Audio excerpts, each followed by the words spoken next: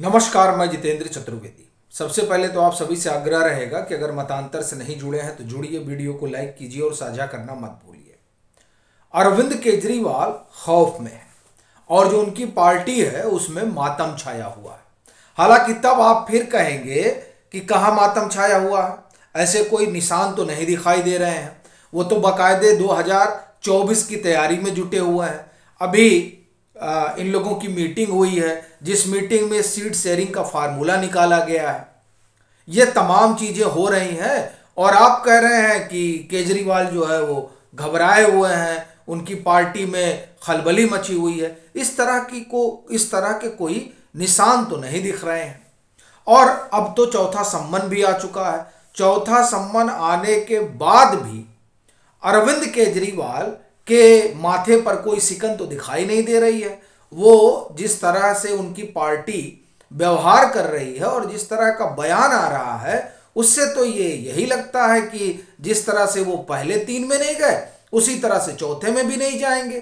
क्योंकि एक तरीके से गोपाल राय ने तो बयान ही दे दिया है कि उनका संभावित गोवा दौरा है और उसी दरमियान जो है ये चौथा सम्मन भी आ गया। तो वो इसको एक साजिश भी बता रहे हैं और जिस तरह के संकेत दे रहे हैं उसमें तो नहीं लगता कि अरविंद केजरीवाल जो है वो ईडी के चौथे सम्मन पर जाने वाले हैं। और ऐसी स्थिति में आप ये कह रहे हैं कि आम आदमी पार्टी में मातम छा गया है, अरविंद केजरीवाल के हाथ पांव फूल गए हैं। कैसे? तो दरअसल यही मैं आपको बता रहा हूं कि ये क्यों कहा जा रहा है। देखिए, 2-3 चीजें बड़ी साफ तौर पर दिखाई दे रही हैं।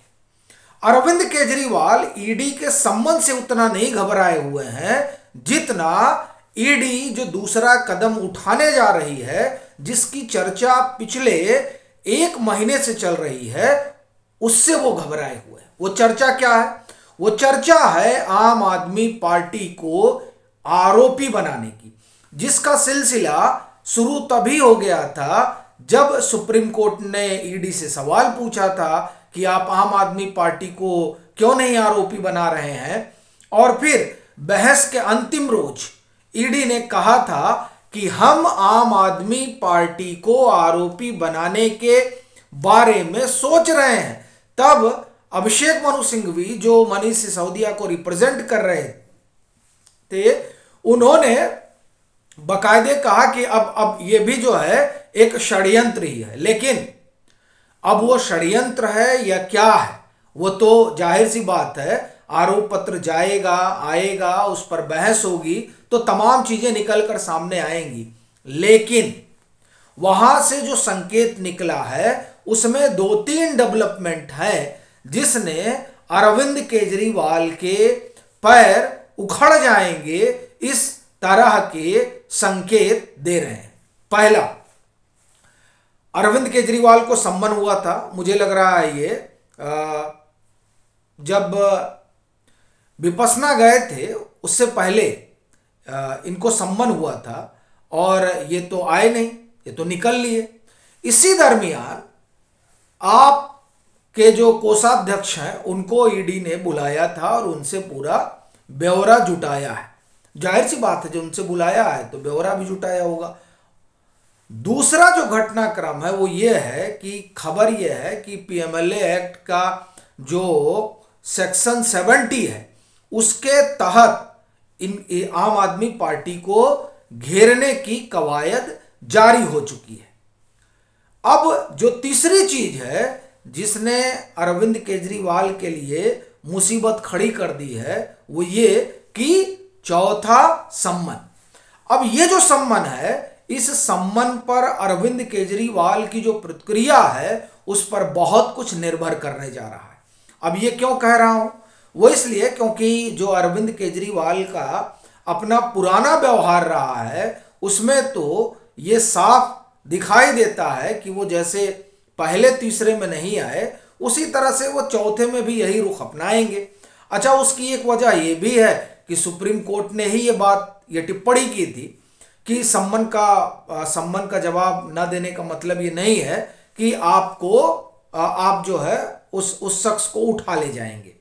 तो ठीक है, ये बात जो है एक तरीके से अरविंद केजरीवाल के लिए, या अरविंद केजरीवाल भी क्यों, आप देखिए हेमंत सोरेन है, इन सब के लिए संबल बनी हुई है कि नहीं ठीक हम नहीं जाएंगे। लेकिन अब ऐसा लगता है कि ईडी ने तय कर लिया है कि ठीक है आप नहीं आएंगे तो दूसरे रास्ते भी हैं। इस बात की चर्चा है कि 18 जनवरी को अगर अरविंद केजरीवाल ईडी के मुखातिब नहीं होते हैं तब ईडी आम आदमी पार्टी को आरोपी बनाएगी और एक और आरोप पत्र दाखिल करेगी। अब जब यह परिस्थिति बनेगी तब अरविंद केजरीवाल ये सवाल कैसे पूछेंगे कि हमें किस हैसियत से बुलाया जा रहा है, आरोपी की हैसियत से, गवाह की हैसियत से, मुख्यमंत्री की हैसियत से, संयोजक की हैसियत से। तब यह सवाल अरविंद केजरीवाल के लिए बड़ा महंगा पड़ जाएगा। चूंकि आम आदमी पार्टी इस बात को लेकर आप ये कहें कि आनाकानी कर रही है, या मैं कहूं कि संयोजक आनाकानी कर रहे हैं कि ईडी के सवालों का जवाब दे दिया जाए और बता दिया जाए कि फेस टाइम कॉल पर वो नहीं थे, कोई और था, ये वो बताएं कि कौन था, विजय नायर से उनके किस तरह के जो है आप ये कहें कि नजदीकियां हैं, क्या ये जो तमाम गड़बड़ी हुई है उस गड़बड़ी की जानकारी उनको थी या नहीं थी। यही सब सवाल है जिसका जवाब उनको देना है। उनको बताना है कि ये जो समीर महेंद्रू की कंपनी को एनुअल लाइसेंस मिला वो अभी रात में 10 बजे कौन फोन किया था, जिसके फोन पर मिला।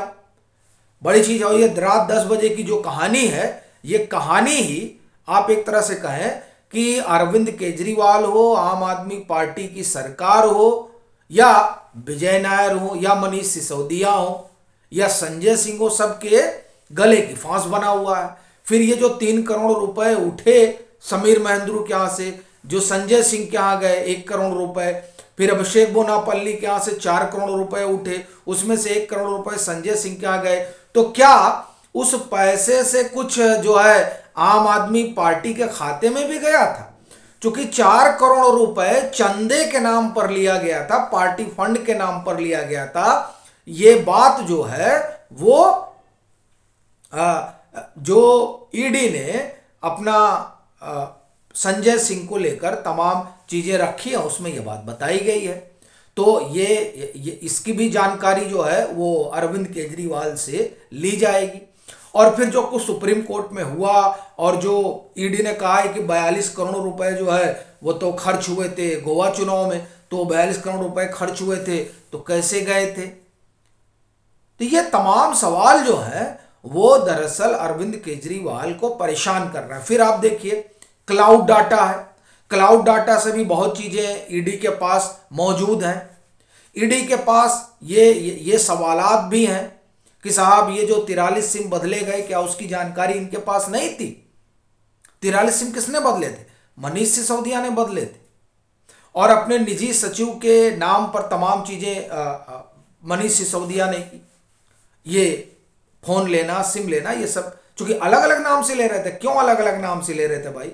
और सबसे बड़ा सवाल यह है कि ये जो सिम लिए गए उसके बारे में अरविंद केजरीवाल को कितनी जानकारी थी? फिर ये जो न्यू एक्साइज पॉलिसी आकार में आई, तो न्यू एक्साइज पॉलिसी आकार में आने से पहले जो धवन कमेटी की रिपोर्ट थी उस रिपोर्ट को किस बेसिस में कूड़ेदान में इन लोगों ने फेंक दिया, ये भी एक बड़ा सवाल है। फिर बड़ी चीज ये है कि जो लीगल ओपिनियन आई, और लीगल ओपिनियन में आप देखिए दिग्गज लोगों ने ओपिनियन दी थी कि नहीं जो पुरानी पॉलिसी है उसी पॉलिसी को चलने दीजिए। तो उस पॉलिसी से ऐसा कौन सा खुन्नस था? एक और दूसरा क्या वजह रही कि जो लीगल ओपिनियन आई उसको नहीं माना गया? और क्या ये जो लीगल ओपिनियन नहीं मानी गई इसके बारे में अरविंद केजरीवाल को नहीं पता था? ये सवाल है जिससे अरविंद केजरीवाल को दो चार होना है। अब इसीलिए अरविंद केजरीवाल जो है वो भाग रहे हैं।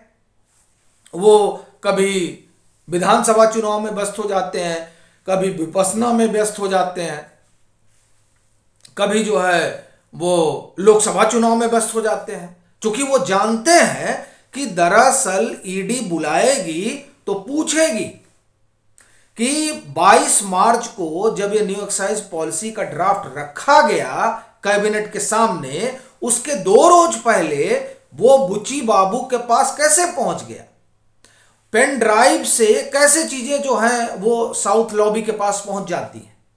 और ये जो दिनेश अरोड़ा कह रहे हैं कि उनकी मुलाकात अरविंद केजरीवाल से हुई, सी अरविंद जो कह रहे हैं कि नहीं हमको फोन करके बुलाया गया और वहां पर जो है तमाम चीजें तय हुई और हमको ड्राफ्ट दिया गया, तो ये जो कह रहे हैं क्या वो सही है गलत है, ये सब जानकारी जुटानी है ईडी को। अब ये इसी वजह से ईडी के पास जा नहीं रहे हैं, लेकिन जो विकल्प बताया जा रहा है वो ईडी के सामने ही है कि वो जो है आरोप पत्र दाखिल कर देगी। हालांकि एक विकल्प अरविंद केजरीवाल के पास भी है कि वो चले जाएं कोर्ट और कहें कि साहब हमको जो ये लोग गिरफ्तार करना चाहते हैं तो हमको एंटीसिपेटरी बेल दे दीजिए। लेकिन तब बड़ी चीज ये है कि कह रहे हैं ना लोग, कह रहे वो मुख्यमंत्री हैं, आप मुख्यमंत्री को ऐसे थोड़े गिरफ्तार कर सकते हैं। बड़ी चीज ये है कि ईडी भी इस बात से वाकिफ है कि हम जब सम्मन भेज रहे हैं तो अरविंद केजरीवाल कोर्ट जा सकते हैं। जैसे आपको ध्यान होगा जबकि कविता को सम्मन भेजा जा रहा था तो वो भी कोर्ट गई थी, सुप्रीम कोर्ट गई थी, तो फिर वहां ईडी ने कैविएट दाखिल किया और कहा कि साहब हमको भी पहले सुना जाना चाहिए, फिर वहां सुनवाई वगैरह हुई। तो अब वो चूंकि वो इस एंगल पे जा रही थी कि महिला को जो है वो ईडी दफ्तर नहीं बुलाया जा सकता है, वो इस एंगल पर गई थी सुप्रीम कोर्ट। अब अरविंद केजरीवाल तो एंटीसिपेटरी बेल वाले एंगल पे जाएं, ये उनके पास विकल्प है। लेकिन जाहिर सी बात है कि ईडी ने भी पूरी तैयारी कर रखी होगी और ईडी तो कह रही कि हमारे पास 4-5 ऐसे एविडेंस हैं जो काफी हैं, आप एक तरह से कहें इस बात के लिए कि नहीं इसमें मुख्यमंत्री की भी और संयोजक की भी भूमिका है और दोनों ही अरविंद केजरीवाल है। तो इसलिए कह रहा हूं कि अभी जो मामला है वो अब ये नहीं रह गया है कि वो ईडी के सम्मन पर आएंगे कि नहीं आएंगे, अब मामला उससे आगे चला गया है। और यही बात जो है वो आपको, केजरीवाल को और सरकार को खाई जा रही है। बाकी आपकी क्या राय है जरूर साझा करिएगा। मतांतर से नहीं जुड़े हैं तो जुड़िए, वीडियो को लाइक कीजिए और खूब शेयर कीजिए।